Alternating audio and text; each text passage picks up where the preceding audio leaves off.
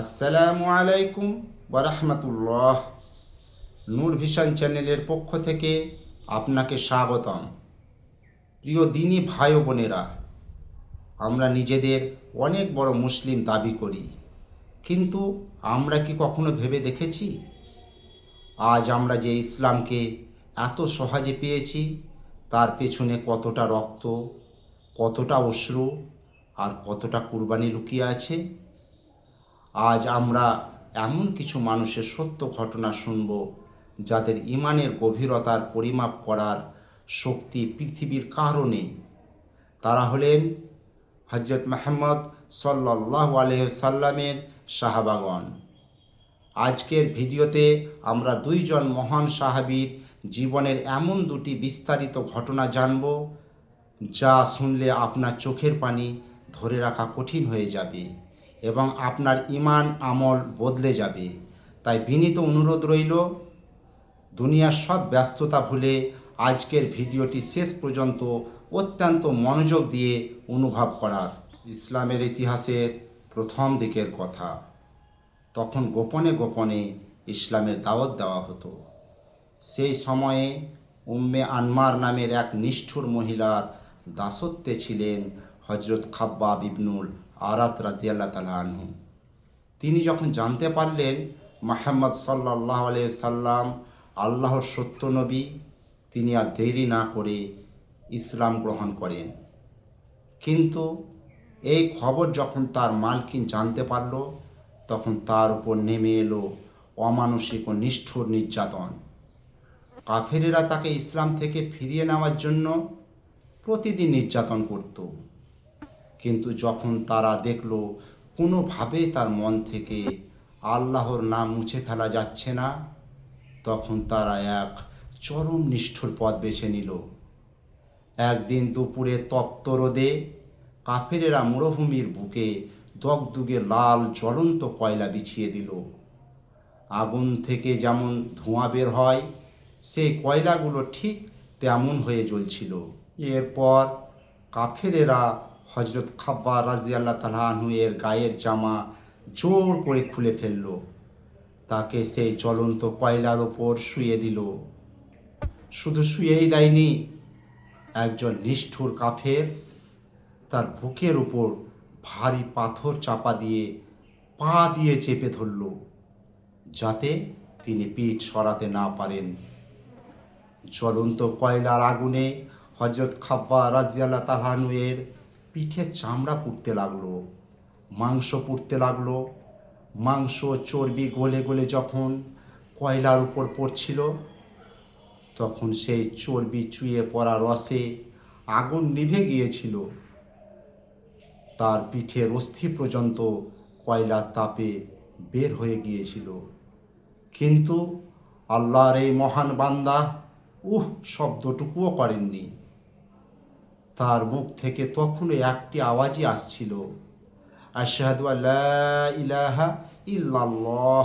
বহু বছর পর হযরত ওমর রাদিয়াল্লাহু তাআলা আনহু এর যুগে গায়ের জামা খুলে পিঠটি দেখিয়েছিলেন। তার পিঠের চামড়াগুলো পুড়ে বড় বড় গর্ত হয়ে গিয়েছিল। উপস্থিতি সাহাবীরা সেই পিঠ দেখে কেঁদে ফেলেছিলেন। দ্বিতীয় ঘটনাটি হযরত খুয়াইব ইবনে আদি রাদিয়াল্লাহু তাআলা আনহু এর। এক যুদ্ধে কাফেররা তাকে ধোঁকা দিয়ে বন্দি করে মক্কায় নিয়ে আসে। মক্কার কাফেরেরা সিদ্ধান্ত নিল তাকে প্রকাশ্য দিবালোকে ফাঁসি দেওয়া হবে। তাকে যখন ফাঁসির মঞ্চের দিকে নিয়ে যাওয়া হচ্ছিল, তখন তার পবিত্র মুখে কোনো ভয়ের চিহ্ন ছিল না। ফাঁসির দড়ির সামনে দাঁড়িয়ে হযরত খুবাইব রাদিয়াল্লাহু তাআলা আনহু কাফেরদের দিকে তাকিয়ে বললেন, তোমরা যদি আমাকে সামান্য সময় দাও, তবে আমি আমার রবের উদ্দেশ্যে 2 রাকাত নামাজ আদায় করতে চাই। কাফেররা তাকে অনুমতি দিল। তিনি অত্যন্ত ধীর স্থিরভাবে জীবনের শেষ নামাজটি আদায় করলেন। নামাজ শেষ করে তিনি কাফেরদের বললেন, আল্লাহর কসম, তোমরা যদি মনে না করতে যে আমি মৃত্যুর ভয়ে নামাজ দীর্ঘ করছি, তবে আমি এই নামাজ আরও দীর্ঘ করতাম।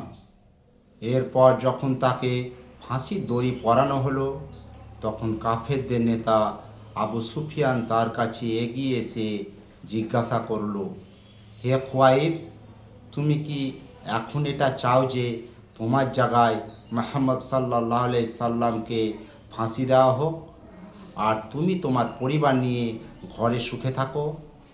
এই কথা শোনা মাত্রই ফাঁসির মঞ্চে দাঁড়িয়ে হযরত খোয়াইব রাদিয়াল্লাহু তাআলা আনহু গর্জে উঠলেন।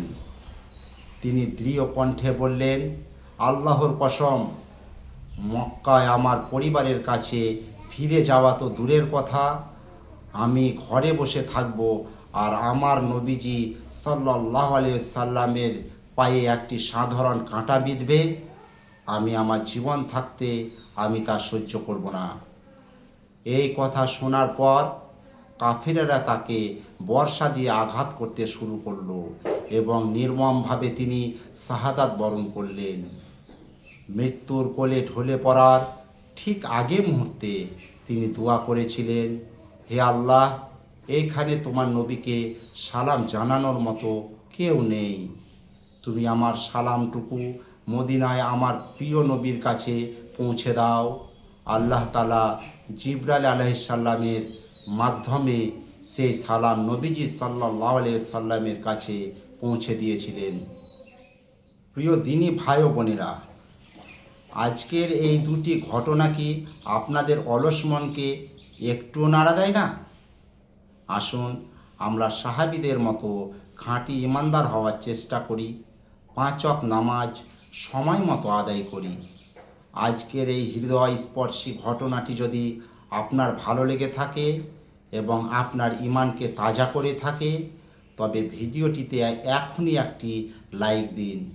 আপনার একটি লাইক এই ইসলামিক বার্তাটি আরও হাজারো মানুষের কাছে পৌঁছে দিতে সাহায্য করবে। সাহাবীদের প্রতি ভালোবাসা জানিয়ে কমেন্ট বক্সে এখনই আল্লাহু আকবার অথবা সুবহানাল্লাহ লিখে কমেন্ট করুন। আর নিয়মিত এমন ইমান তাজা করার ইসলামিক ভিডিও সবার আগে দেখতে আমাদের নূর ভিশন চ্যানেলটি এখনই সাবস্ক্রাইব করে পাশে থাকা বেল আইকনটি বাজিয়ে দিন। আল্লাহ আমাদের সবাইকে তৌফিক দান করুন, আমিন। আসসালামু আলাইকুম ওয়া রাহমাতুল্লাহ।